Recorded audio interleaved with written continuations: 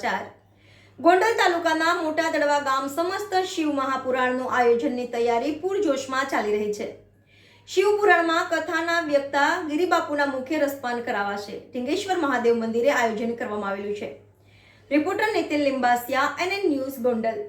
દર્શક મિત્રો, તમારી આસપાસ બની રહેલી અવનવી ઘટનાઓ વિશે જાણવા માટે NN ન્યૂઝને લાઇક કરો, શેર કરો, સબસ્ક્રાઇબ કરો અને બેલ આઇકન પ્રેસ કરો, જેથી આપને નોટિફિકેશન્સ મળતી રહે।